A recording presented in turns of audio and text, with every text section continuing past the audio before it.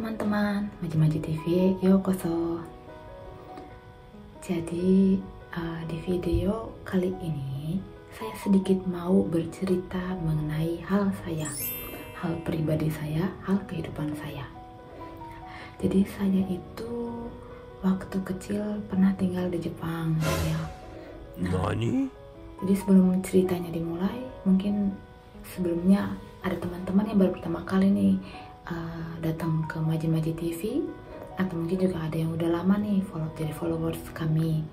Jadi pertama-tama saya mau memperkenalkan diri dulu. Nama saya Salma, saya berasal dari Jogja. Saat ini saya sudah berada di Jepang selama 2 tahun. Nah, jadi kenapa hari ini saya mau bercerita mengenai cerita saya, dan kenapa alasan saya membuat video ini itu karena mungkin terkadang ya belakangan itu tuh banyak orang, ada beberapa orang yang tanya ke saya, Salma, kok Salma tuh bahasa Jepangnya belajarnya gimana? Soalnya bahasa Jepang kamu tuh intonasi, nada, suaranya itu tuh bahasa Jepangnya kayak suara orang asli Jepang katanya, kayak native gitu. Nah, itu alasannya adalah saya pernah tinggal di Jepang. Nah, jadi saya tuh saat dari kecil sih sampai SD kelas 5 saya pernah tinggal di Jepang. Nah, mungkin dari situlah saya rasa malah bagi saya itu bahasa ibu saya itu bahasa Jepang. Saya nggak ingat masa kecil saya saat masih di Indonesianya ya. Jadi itu benar-benar menurut saya itu kayak bahasa ibu saya, masa kecil saya itu Jepang gitu ya. Nah, kemudian ya dari cerita ini saya akan menceritakan plus minusnya ya. Jadi saya hidup dan tinggal di Jepang dan belajar SD di Jepang gitu. Nah, jadi pertama-tama mungkin saya akan jelaskan alasan kenapa saya bisa tinggal di Jepang ya. Jadi alasannya itu adalah karena bapak saya.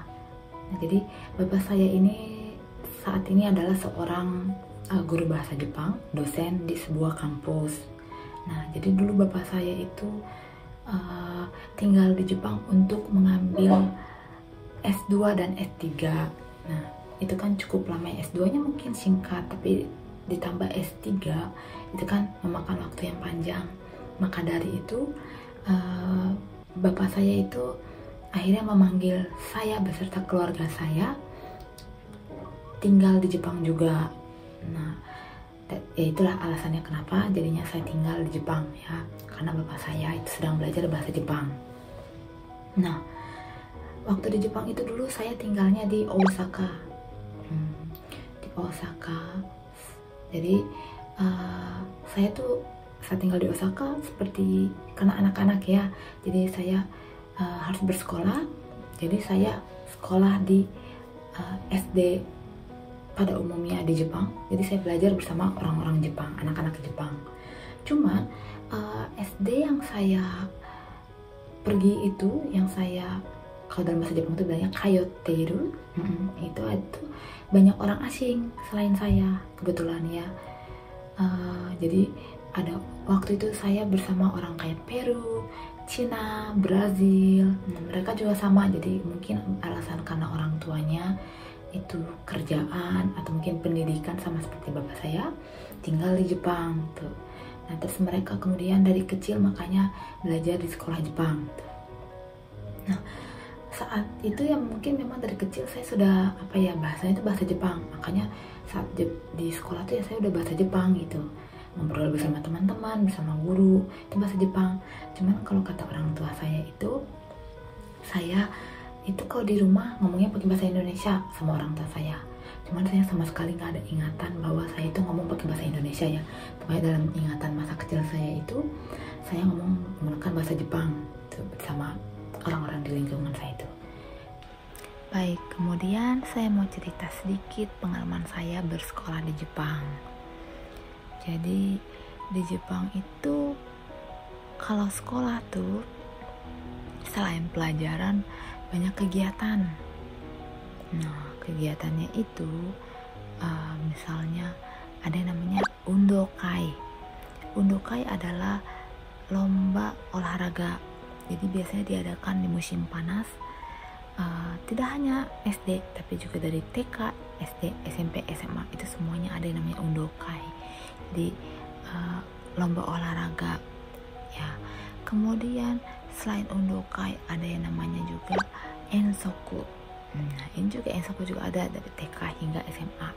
Nah, kalau ensoku ini tuh kalau dalam bahasa Jepang bisa dibilang kayak field trip. Jadi kita pergi berwisata. Tapi pergi berwisata ini bukan cuma buat jalan-jalan, tapi biasanya untuk jadi pembelajaran juga untuk anak-anaknya. Jadi semisal kayak pergi ke museum, pergi ke taman, pergi pokoknya ke tempat yang bisa dijadikan untuk belajar untuk anak-anak.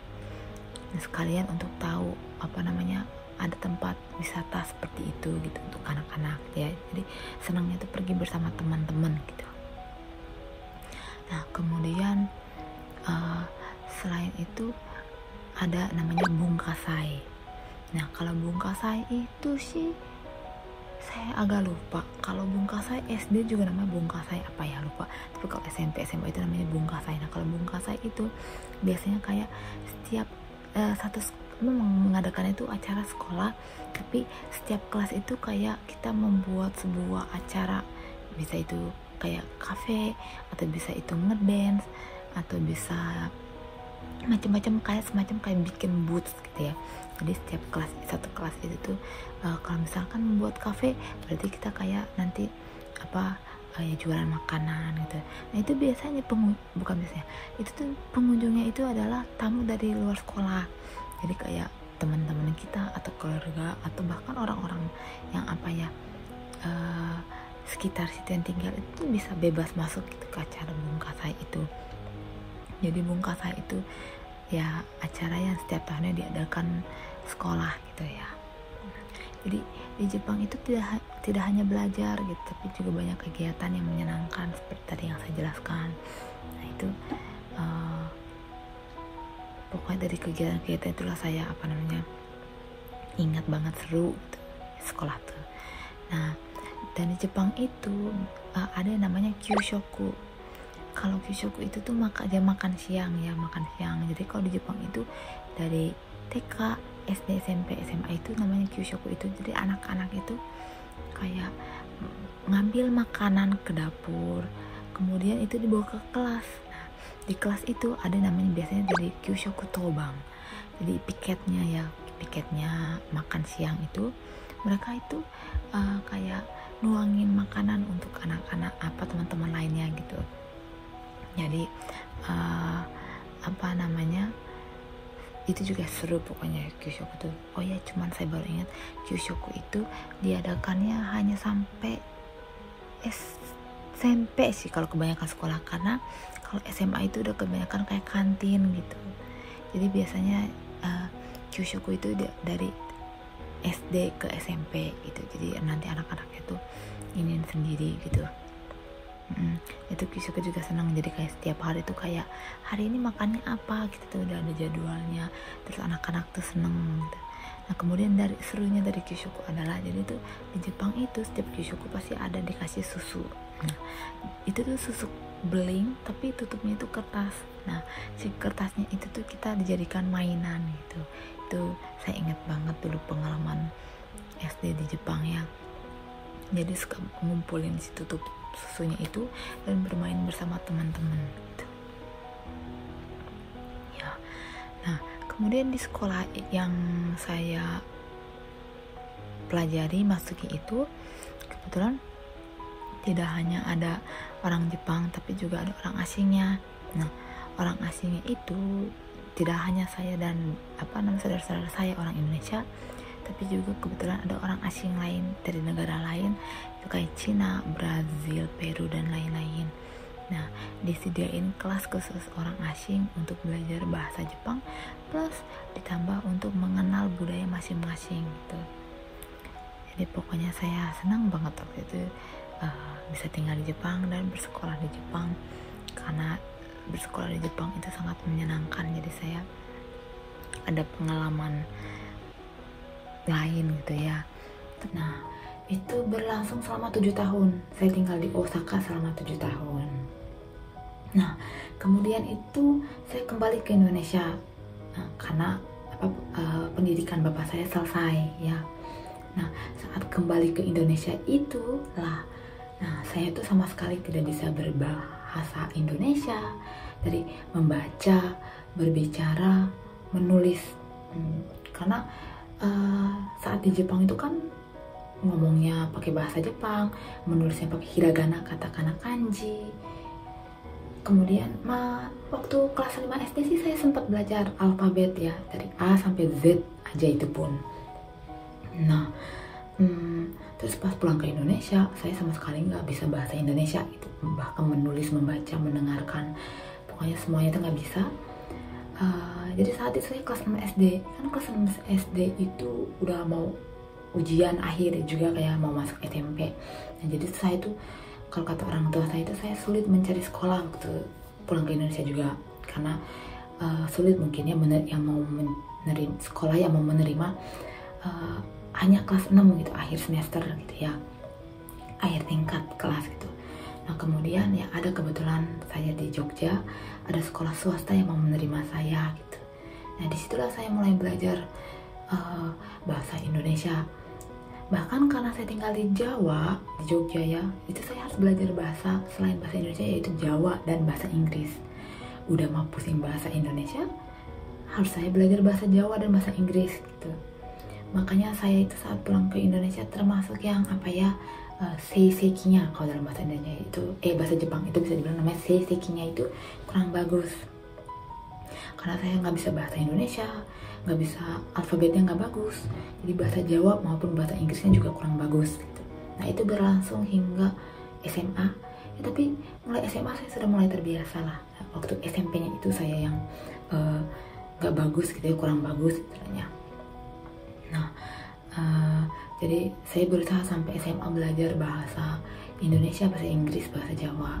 Nah, terus kan sayang tuh udah 7 tahun tinggal di Jepang. Makanya saya tuh waktu SMP maupun SMA itu tetap mengikuti, kalau ada ya di sekolah itu, ekskul bahasa Jepang. Jadi waktu SMA saya ambil ekskul bahasa Jepang. Jadi biar nggak lupa saya tetap belajar bahasa Jepang gitu. Nah, setelah lulus SMA, saya kuliah. Nah, kuliah itu bingung nih mau ngambil jurusan apa. Sedangkan saya tuh ya bisa dikatakan jujur, saya selain bahasa Jepang itu waktu itu kan kurang ya pendidikannya itu, karena pendidikan belajar bahasa saat di Jepang, sekolah di Jepang dan sekolah Indonesia kan pembelajaran agak sedikit berbeda. Nah, maka dari itu saya tuh akhirnya memutuskan untuk belajar lagi bahasa Jepang di kampus. Nah, akhirnya saya keterimalah di kampus saya dulu, yaitu sastra Jepang di UGM.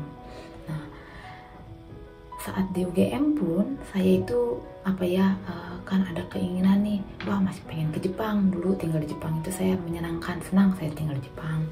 Bahkan saya itu pengen biar belajar bahasa Jepangnya tuh bersama orang native gitu. Nah, maka dari itu kan harus belajar di Jepang tuh. Sebenarnya sih kalau di UGM tuh ada yang namanya Inkurs. Nah, di Inkurs ini tuh ada orang Jepang juga, ada orang asing gitu ya, kelas bahasa Indonesia bagi orang asing gitu. Inkurs itu di UGM tuh ada. Nah, sebenarnya bisa aja di situ ngobrol bersama orang Jepang, cuman kan ngobrolnya terbatas gitu. Yang saya mau itu kayak benar-benar bahasa Jepang saya itu kepake terus gitu. Maka dari itu saya belajar karena kata bapak saya, jika kamu mau ingin lagi tinggal di Jepang, pergi ke Jepang, silakan belajar. Itu selalu bapak saya ya ngomong ke saya, bilang ke saya kalau saya ingin ke Jepang. Maka dari itu saya akhirnya belajar bahasa Jepang. Terus kemudian akhirnya tahun 2016 hingga 2017 saya pergi exchange 1 tahun ke Jepang. Nah, saat itu saya pergi ke Tohoku. Jadi saya belajar Tohoku Daigaku, Tohoku University selama 1 tahun. Itu menyenangkan sekali. Akhirnya bisa pergi lagi ke Jepang setelah 7 tahun itu. Pergi ke Jepang, sama sekali nggak pergi ke Jepang lagi. Akhirnya saya kembali lagi ke Jepang pada tahun 2016 hingga 2017 itu. Nah, kemudian setelah pulang exchange itu saya menyelesaikan kuliah. Kemudian rasanya pengen lagi tinggal di Jepang. Kemarin 1 tahun rasanya kurang gitu ya. akhirnya saya ya bilang ke bapak saya, Pak, saya pengen lagi deh tinggal di Jepang gitu. Nah dari situlah bapak saya bilang lagi, kalau gitu belajar lagi agar bisa ke Jepang. Kali ini kan udah lulus kuliah, berarti saya harus kerja. Nah berarti saya harus shukatsu itu mencari pekerjaan ya, shushoku katsudo singkatannya, dari singkatannya. Nah jadi saya akhirnya berusaha mencari pekerjaan untuk ke Jepang. Nah sebenarnya itu juga bisa aja ya, kayak saya pergi ke Jakarta, pergi ke kota lain, bekerja di perusahaan Jepang ya, di Nikkei gitu. Cuman balik lagi, yang saya inginkan itu menggunakan bahasa Jepangnya gitu. Kalau saya mungkin kerja di Indonesia di perusahaan Jepang, itu kan bahasanya tuh mungkin ya tidak begitu dipakai, karena kan lingkungannya tetap di Indonesia, bersama orang Indonesia gitu. Belum tentu mungkin harus bisa berbicara bersama orang Jepang gitu. Maka dari itu saya belajar lagi dan shukatsu dan bahkan saya itu sampai pergi ke Indonesia, saya sampai pergi ke Singapura untuk ikut job fair. Nah sampai akhirnya tuh sempat saya sudah naite ya, sudah keterima. Tapi kendalanya adalah corona. Jadi saya itu sempat 2 tahun terkendala corona, dan akhirnya setelah corona usai, saya berhasil lagi datang ke Jepang, dan sampai sekarang lah saya 2 tahun tinggal di Jepang. Nah jadi dari plus minus yang bisa saya ceritakan dari video ini adalah, yaitu dulu mungkin plusnya adalah saya bisa dapat tinggal di Jepang berkat bapak saya, kemudian dengan belajar giat itu saya bisa tinggal lagi dan sekarang bekerja di Jepang. Nah, tapi minusnya mungkin adalah waktu itu saya kesulitan saat pulang ke Indonesia, harus belajar lagi bahasa Indonesia. Jadi waktu itu benar-benar menurut saya itu, bagi saya itu berat, karena saya hanya bisa bahasa Jepang, sedangkan saya harus membaca, menulis, berbicara dalam bahasa Indonesia plus bahasa Jawa dan bahasa Inggris gitu. Ya pokoknya ada pengalamannya, ternyata saya pernah tinggal di Jepang ya teman-teman. Pokoknya tinggal di Jepang itu waktu itu sempat mengalami SD Jepang itu menyenangkan, bisa berteman dengan orang Jepang, terus juga bisa belajar budaya Jepang. Nah, kemudian setelah corona itu saya bisa tinggal ke Jepang lagi, itu saya belajar lagi beradaptasi dengan budaya Jepang, tinggal di Jepang lagi gitu. Nah jadi dari situlah saya mungkin pertanyaannya beberapa orang yang sering saya dapatkan itu, kenapa Salma bisa berbahasa Jepang dengan lancar, dengan intonasi, dengan seperti orang native gitu. Sebenarnya daripada saya itu, kakak saya lebih native lagi bahasa Jepangnya. Mungkin dia karena lebih lama, kalau kakak saya hingga SMP di Jepangnya, sedangkan saya sampai SD. Kemudian ya di keluarga saya tentunya bapak saya ya dosen, bahasa Jepangnya mungkin lebih bagus. Nah sebenarnya saya selama ini tidak berencana untuk menyembunyikan, cuman ya saya tidak memberitahukannya ke siapapun bahwa saya tuh dulu pernah tinggal di Jepang. Maka dari itu saya mungkin pandai berbahasa Jepang gitu ya. Saya tidak berniat untuk menyombongkan, cuman banyak yang bertanya, kenapa kok Salma itu bahasa Jepangnya bagus? Nah, dari situlah makanya saya membuat video ini ya, alasannya video ini terbuat gitu. Jadi saya bercerita saya pernah tinggal di Jepang, begitu teman-teman. Ya mungkin semoga video cerita ini bermanfaat bagi teman-teman. Jadi mungkin teman-teman yang ingin kayak tinggal di Jepang nih, kan banyak teman-teman cita-citanya ingin pergi ke Jepang atau pergi ke luar negeri. Semoga aja dengan giat belajar itu pasti teman-teman bisa kok pergi ke Jepang. Pokoknya jangan menyerah, teman-teman tetap belajar, tetap berusaha. Pasti jika keinginan teman-teman ingin ke luar negeri itu pasti bisa terkabul ya, selama teman-teman masih berusaha. Oke, baik, terima kasih sudah mendengarkan cerita saya. Semoga cerita ini bermanfaat bagi teman-teman semua. Oke, baik, sampai jumpa di video selanjutnya. Bye-bye.